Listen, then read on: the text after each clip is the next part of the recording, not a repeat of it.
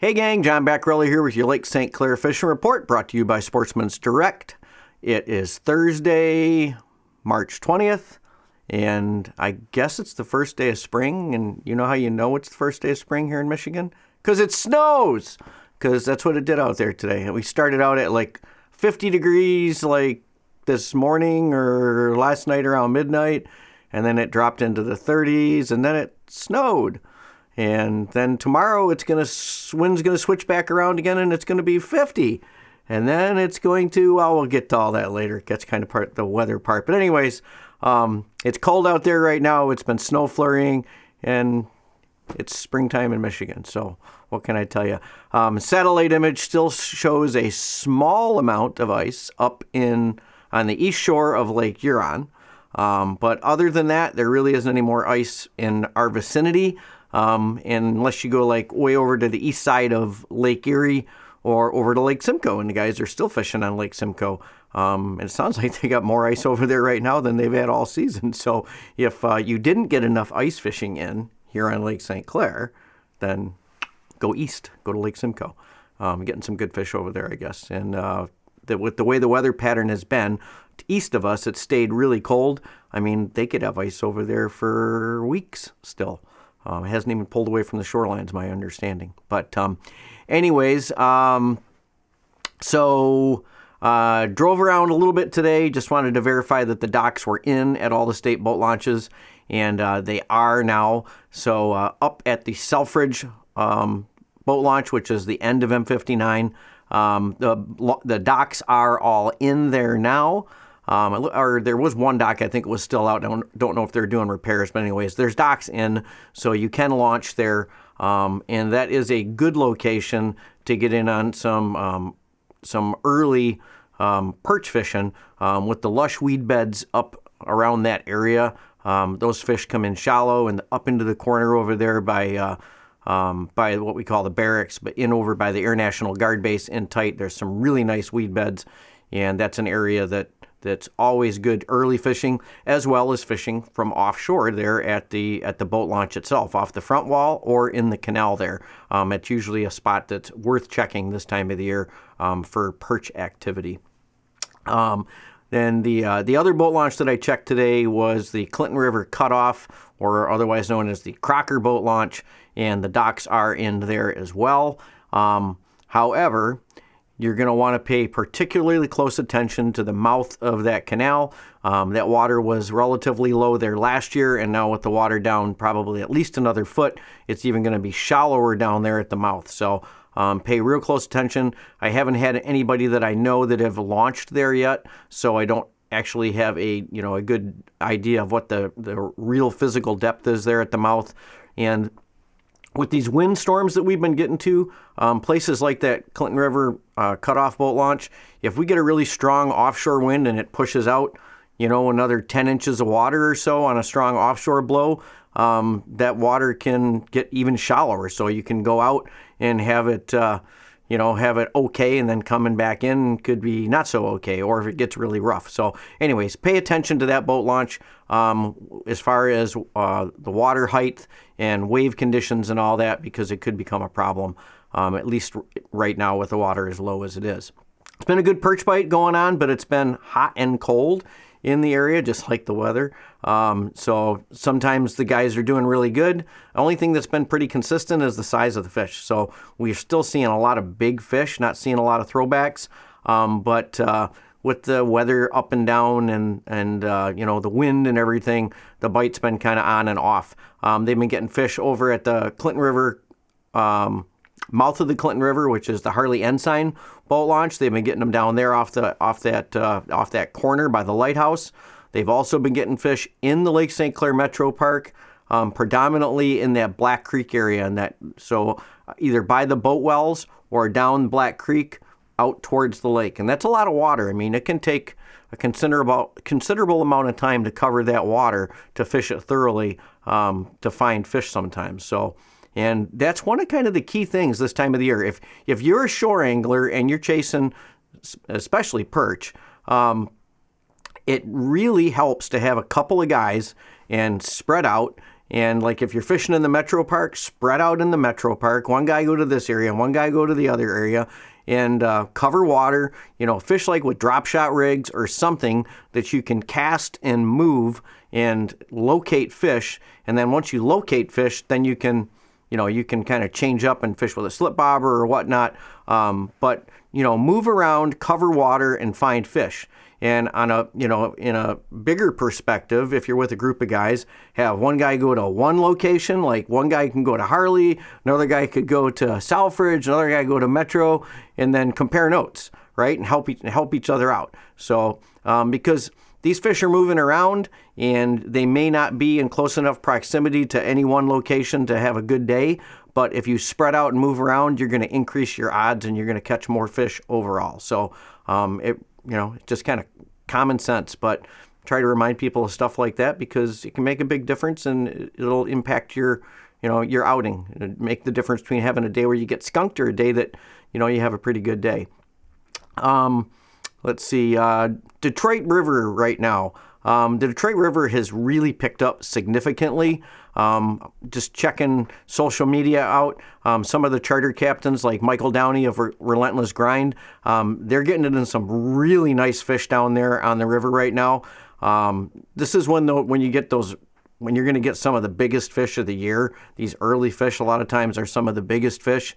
Other guys I know, like Lucas from Outdoor Conquest, he's been out already. He's been cashing in on some of these big early fish. It looks like the ice flows are done. I don't see any ice anywhere out here on the lake, so that is done right now. And water temperature at 44 degrees, which is up considerably from last week. Last week we were at 37, now we're up to 44. It's probably going to slide back a little bit, but bottom line is that water temperature has really come up. And usually once it gets up into those lower 40s is when the fish activity picks up significantly, and that's what we're seeing down there right now. Same thing goes for the St. Clair River. St. Clair River is still producing mixed bags up there. You're getting walleye, you're getting some whitefish, you're getting some cohos, some steelhead mixed in, and so it's a good mixed bag going up there right now.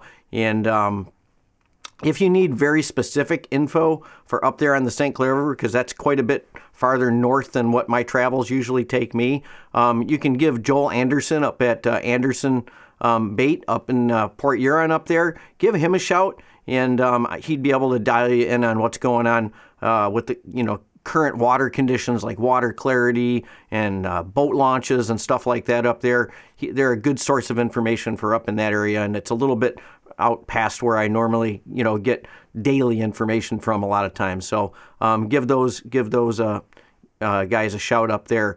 Dylan Grubb was out from Extreme Outdoorsman, and he just kind of showing off some of those fish from up there. So again, silverfish and walleye mixed this time of the year. It's a very unique fishery up there for that very reason. Now we will get those fish down on the Detroit River as well. It's not uncommon to catch a steely or to catch a coho. Or even the occasional king down here on the Detroit River, but it's not in anywhere near the numbers that you're going to see as you see up there on the St. Clair River. That's for sure. For you guys that are fishing this early season, especially down here on the Detroit River, do not be afraid to lighten up those jigs, okay? Get into that half ounce to 5/8 ounce range and go up in tight. Now, I know a lot of guys that fish even deeper with good boat control and super light braided line at that 5/8 ounce level, but a lot of times these big early spawners, once they do start actively spawning, they will get right up in there and get right up in on that seawall and get right up in the mud up there sometimes.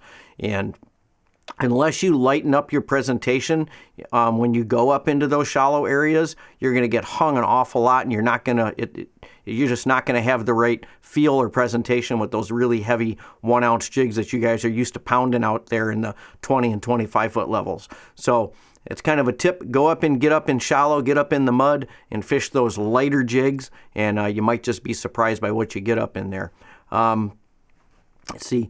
looking at the weather forecast, I kind of alluded to this ups and downs that we're having right now, and then I think the temperature is going to fall back a little bit. So right now she's blowing out of the north. Tomorrow it's supposed to blow hard again out of the south. It's going to warm up a little bit tomorrow, I guess, into the lower 50s. But then after that, it looks like we've got an extended period of cold coming. And I've looked at the long-range forecast. The 10 days showing that it's going to stay pretty cold, with highs basically in the 40s and lows down in the upper 20s and right around the freezing mark.